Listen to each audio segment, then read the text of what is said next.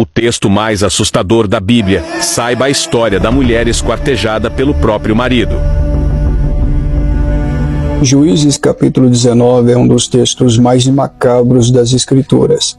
E o texto começa dizendo que nos dias em que não havia rei em Israel, ou seja, não havia moral, não havia disciplina e não havia temor a Deus. Juízes é um período de grande devassidão moral e de queda espiritual, idolatria e pecados gravíssimos contra o Senhor. É exatamente desse contexto de perversidade moral e espiritual que surge um homem da tribo de Levi, ou seja, um levita, efraimita. A Bíblia não menciona o seu nome, mas diz que ele possuía uma concubina. Isso já demonstra o grau da sua perversidade moral, porque essa mulher não era sua esposa, era sua concubina. E ele vai cometer um ato horroroso, escandaloso, um ato até macabro. E o que ele vai fazer vai ser tão terrível para Israel que vai provocar futuramente uma disputa e uma guerra entre todas as tribos de Israel. E vamos ver aqui agora. Alguns pontos são dignos de destaque aqui antes de nós entrarmos no enredo da história. Em primeiro lugar, a falta de um líder espiritual. Juízes capítulo 19 já começa dizendo que no tempo em que não havia reis sobre a nação de Israel, já começa mostrando que nível espiritual estava aquela geração de homens totalmente depravados e com seu coração totalmente voltados ao pecado e também à idolatria. Em segundo lugar, nós temos a posição de um levita. Esse homem aqui, ele deveria ser o exemplo de temor, de santidade e de comunhão com Deus. Afinal, ele era um levita, ele era descendente de uma das tribos mais importantes da nação de Israel, que era a tribo de Levi, os descendentes dos sacerdotes. E o que esse homem vai fazer é simplesmente aterrorizante. Em segundo lugar, o texto nos diz que ele toma para si uma concubina, ou seja, ela não era sua esposa, ela era sua amante. E aqui já começa o seu grave erro. Provavelmente essa mulher ela foi infiel. Ela agiu como uma prostituta, conforme diz alguns comentaristas bíblicos. Porém, não sabemos que tipo de infidelidade ela cometeu, uma vez que na cultura judaica, o simples fato de uma mulher sair de casa já demonstrava que ela era uma mulher infiel. Isso leva teólogos como Timothy Keller a dizer que ela era uma prostituta e Arthur Condon, com Leon Morris, dizer que ele apenas se irritou por ela por qualquer motivo. O texto segue dizendo que eles então se separam, ficam 4 meses separados e ela possivelmente vai para a casa do seu pai em Belém de Judá. E esse homem então, depois de 4 meses, decide ir atrás dela com um servo e 2 jumentos. E o que é muito estranho nessa história é que quando ele chega na casa do pai dessa moça, ele então é bem recebido. E o pai da moça insiste para que esse levita, esse homem maldoso, ficasse ali na sua casa e demorasse a sair. Ele insiste para que ela ficasse.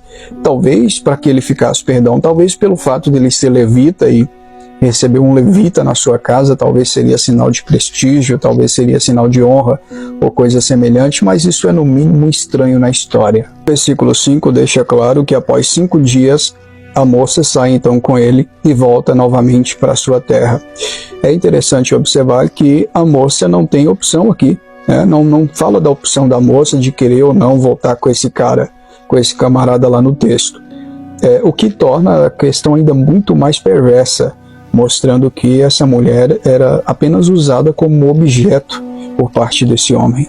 Para resumir a história, eles então partem e vão para uma cidade chamada Jebus. Lá em Jebus, por ser uma cidade de jebuseus, eles não eram bem vistos ali, então eles precisavam caminhar mais um pouco e chegaram a uma cidade chamada Gibeá. Lá em Gibeá, eles encontraram então hospitalidade. O levita e sua concubina então são acolhidos por um velho que morava ali na cidade de Gibeá, com a seguinte afirmativa: não passem a noite na praça. E isso é muito estranho também no texto.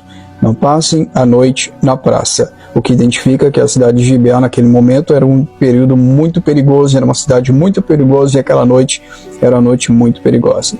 A hospitalidade ocorria muito bem, estava tudo certo, até que a casa daquele velho foi cercada por marginais, por homens que a Bíblia chama de filhos de Belial. A palavra filhos de Belial significa homens sem valor, homens sem vergonha, literalmente.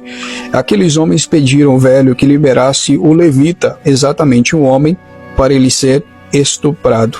O que é incrível nessa história, eles queriam estuprar aquele homem. Já no versículo 23 e 24 do mesmo capítulo 19, nós encontramos muita semelhança com Sodoma e Gomorra, o episódio que ocorre lá em Gênesis.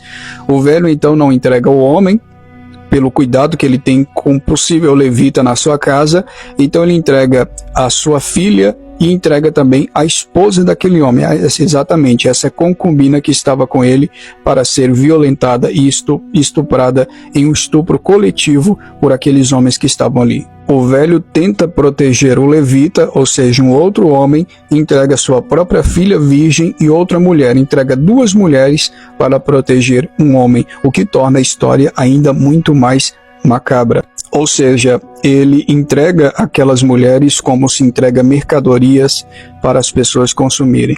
Após o ato do estupro coletivo, aquela mulher volta para dentro de casa totalmente machucada, se arrastando.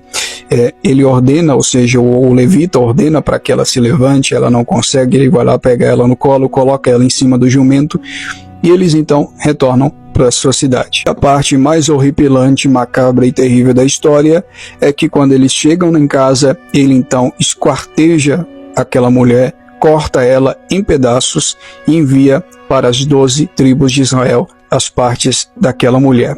E o texto encerra mostrando que aquele ato daquele homem provoca uma possível guerra entre as tribos de Israel. Isso foi tão triste, pesaroso e horripilante e até macabro que Oséias faz questão de mencionar isso em Oséias capítulo 9 sobre esse ato horrível que aconteceu, com ar de lamento. E então, nos capítulos posteriores de Juízes, mostra essa possível guerra que foi provocada por causa desse ato horrível e macabro cometido ali no período dos Juízes. Essa história só nos mostra que quando o homem se esquece de Deus, ele se torna literalmente um demônio. Que Deus tenha misericórdia da nossa geração.